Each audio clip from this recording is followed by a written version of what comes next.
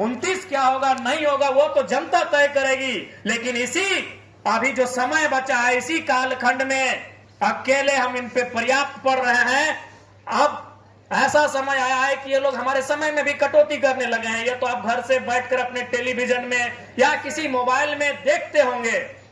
बाकी विधायक खड़े होते हैं तो उनको बोलता है कि माननीय सदस्य फलना आप अपना बात रखिए, लेकिन जैसे ही डुमरी का नाम लिया जाता है, माननीय सदस्य डुमरी, उसके बाद तुरंत अध्यक्ष महोदय बोलते हैं समय का ध्यान रखिएगा। जैसे ही बाकी जो भी और भी सदस्य को वो आमंत्रित करते हैं, उनको बात रखने का अवसर देते हैं, वो अपनी बातों को रखते हैं, लेकिन जैसे ही हमारे नाम का उद्घोष होता है माननीय स्पीकर महोदय के श्रीमुख से, वो दूसरा लाइन यही भी बोलते हैं कि थोड़ा समय का ध्यान रखिएगा। सबको मालूम है कि अगर इस शख्स को समय दिया जाएगा तो फिर ये सरकार की एक एक नीतियों की ऐसा धागा खोलेगा जो पूरे राज्य को उसका चेहरा पता चल जाएगा। तो ये कहीं ना कहीं आपका विश्वास, आपका प्रेम, और चूंकि हम लोगों ने सबसे पहला हथियार माना है एजुकेशन को, हमने सबसे पहला हथियार माना है शिक्षा को, और आज ये शिक्षा ही है कि आज आपके बीच हम आए हैं और आप सुन रहे हैं। वरना अगर बात करें सुंदरता की तो इस झारखंड में हमसे सुंदर नौजवान कितने हैं। हम तो देखिए ना, टकला मुंडा ऐसे आ गए हैं,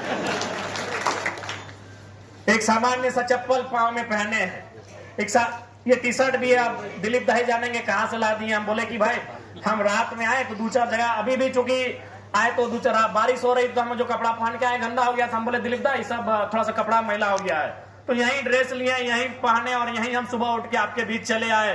तो इसलिए आज अगर आप हमें सुन रहे हैं, आज अगर पूरे राज्य के लोग हमें सुन रहे हैं, अपनी समस्याओं को हमारे पास लेकर जा रहे हैं, तो इसलिए नहीं कि हम अच्छा दिखते हैं, हमारी ऊंचाई अच्छी है, हमारी लंबाई अच्छी है, इसलिए कि लड़का जो भी बोलता है टू द पॉइंट बोलता है, पढ़ा लिखा लड़का है। इसलिए हमारा प्रयास यही रहेगा कि पढ़े लिखे नौजवानों को राजनीति में लाने का अवसर दिया जाएगा। देखिए, बुजुर्ग लोग भी बैठे हैं, महिला लोग भी बैठे हैं, नौजवान भी बैठे हैं। कोई भगवान को मानता है, कोई ईश्वर को मानता है, कोई अल्लाह को मानता है, कोई जीसस को मानता है, कोई मरांग मोरू को मानता है, कोई बूढ़ा बाबा को मानता है। सबकी आस्थाएं हमारी अलग अलग हो सकती हैं, लेकिन हमारी जरूरत एक है। हमारे ईश्वर अलग अलग हो सकते हैं, हमारी पूजा पद्धति अलग अलग हो सकती है। कोई प्रार्थना करता है, कोई इबादत करता है, सबकी आस्था अलग हो सकती है, सबका मत अलग हो सकता है, लेकिन हमारी जरूरत एक ही है, वो है रोटी कुर्ता और मकान की जरूरत है। ये किसी की अलग नहीं है, ये किसी की अलग नहीं है। दिलीप मेहता भाई हो सके कृष्णा जी को मानते हैं, ओमकार जायसवाल जी शंकर जी को मानते हैं, आजाद हुसैन अल्लाह को मानते होंगे, लेकिन जरूरत इनकी भी वही है, रोटी कुर्ता मकान की। इसलिए आपको यह जानना होगा कि जिस आपकी आस्था जिस पर है, जिसके ऊपर आपकी आस्था है, उसने संसार को बनाया होगा। मैं उस पर बात विवाद नहीं करना चाहता हूं।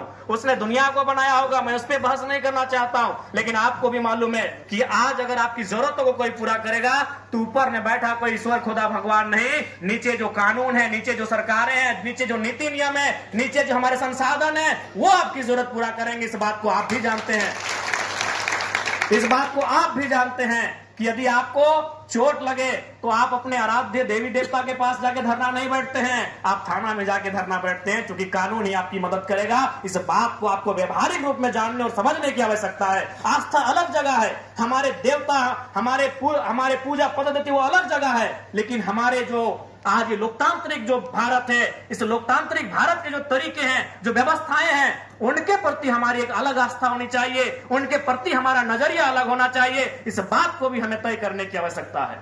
इसलिए आज पलामू की पावन धरती में हम इतना जरूर कहेंगे कि आज राजनीति एक ऐसा जगह है जिससे हमारी समस्याओं का समाधान है। क्योंकि भारत राजा का देश नहीं है, भारत में राजतंत्र नहीं है, भारत में प्रजातंत्र है, भारत में लोकतंत्र है, भारत में जनतंत्र है, भारत में गणतंत्र है, और उस गणतंत्र का आधार भारत का संविधान है। और वो संविधान की रक्षा कौन करते हैं? राजनेता करते हैं, जिनको हम लोग या तो राज्य में असेंबली कहिए और देश में पार्लियामेंट कहिए।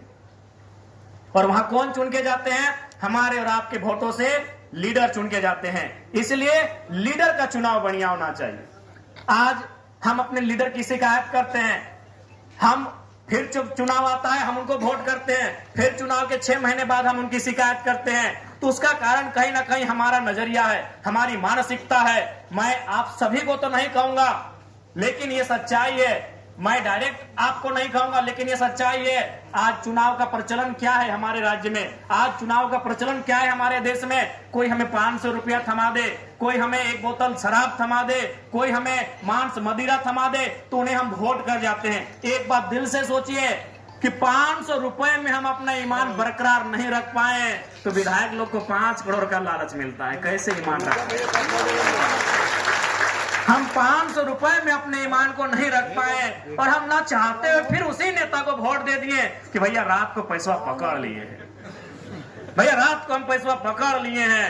रास्ता में जाते जाते अरे भोटवा ना दमी 2 पीस हमारे मिठुआ तो खाए ले, भैया खा लिए हैं, अब अन्न खा लिए तो गुनवा कैसे नहीं गाएंगे। जब हम 500 रुपए में अपना ईमान को नहीं रख पाते हैं तो सोच के